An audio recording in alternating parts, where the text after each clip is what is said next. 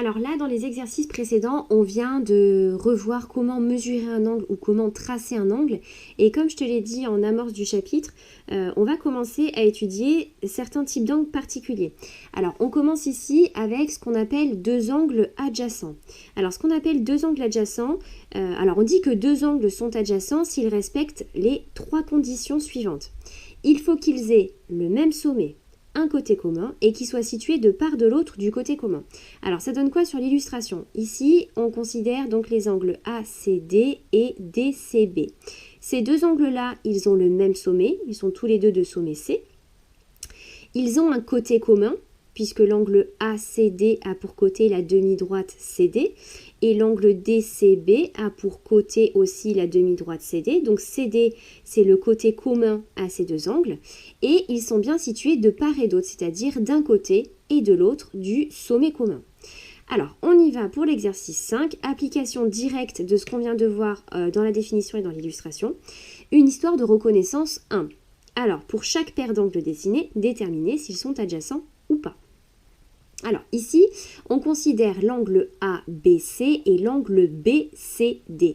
Bon, ben rien qu'en les nommant, ces deux angles, ils n'ont pas de sommet commun, puisque le sommet de l'angle ABC, c'est B, et le sommet de l'angle BCD, c'est C. Donc déjà, ils n'ont pas de sommet commun, ils n'ont pas le même sommet, donc forcément, ils ne peuvent pas être adjacents, puisqu'il faut les trois conditions. Donc ABC et BCD ne sont pas adjacents.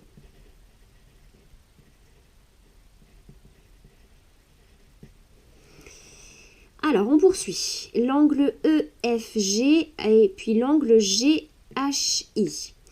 Alors, ces deux angles-là, est-ce qu'ils ont un sommet commun? C'est le même problème que tout à l'heure. L'angle EFG a pour sommet F et l'angle GHI a pour sommet H. Ils n'ont pas le même sommet. Donc ça ne sert à rien en fait d'aller vérifier les autres conditions. S'il y en a une qui ne fonctionne pas, ils ne sont pas adjacents. Donc de nouveau, l'angle EFG et l'angle GHI ne sont pas adjacents.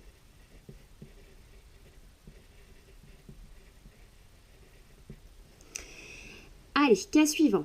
L'angle MKL et l'angle LKJ. Alors, est-ce qu'ils sont adjacents ces deux angles? Est-ce qu'ils ont un même sommet? Bien oui. Le sommet de l'angle MKL et le sommet de l'angle LKJ, c'est justement K. Est-ce qu'ils ont un côté commun? Eh bien oui, le côté commun à l'angle KML, c'est la demi-droite KL, qui est aussi un côté de l'angle JKL. Donc le sommet commun pour ces deux angles, c'est la demi-droite KL. Alors attention, ici c'est limité en K. La demi-droite KL, elle a pour origine K, donc on met le crochet au niveau du point K. Par contre, après le point L, on peut prolonger à l'infini, donc c'est la parenthèse en rapport avec la notation de la droite. Et est-ce que ces deux angles sont de part et d'autre du sommet commun? On en a bien un d'un côté et de l'autre. De part et d'autre du sommet commun? Oui. Donc, est-ce que ce sont des angles adjacents? Oui. Hop, là je vais écrire que c'était non et non. Ensuite, on continue. L'angle NOP et l'angle QOR. Alors, ces deux angles, eh bien, ils ont un même sommet, c'est le point O. Est-ce que ces deux angles ont un côté commun? Eh bien là, par contre, ça pêche, puisque les côtés de l'angle NOP, ce sont les demi-droites ON et OP, et les côtés de l'angle QOR, ce sont les demi-droites OQ et OR. Donc, ils ne sont pas adjacents. Ensuite, les deux angles ici, on s'intéresse à l'angle STV et on s'intéresse à l'angle STU. Alors, les deux angles STV et STU, ils ont T en sommet commun. Est-ce qu'ils ont maintenant un côté commun, ces deux angles? Alors, les côtés de l'angle STV, on a la demi-droite TS-TV. Alors ensuite, l'angle STU, eh bien, il a pour côté la demi-droite TS et TU. Donc, ce qui signifie que la demi-droite TS est un côté commun à nos deux angles. Donc là, pareil, crochet en T, parenthèse au niveau de S.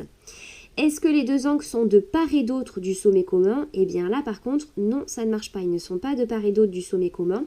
Donc l'angle STU et l'angle STV, ils ne peuvent pas être adjacents. Donc la réponse est non. Et enfin, dernier cas, on s'intéresse aux angles WXY et YXZ. Ces deux angles ont le même sommet. Ils ont X, ils ont le même sommet, c'est X.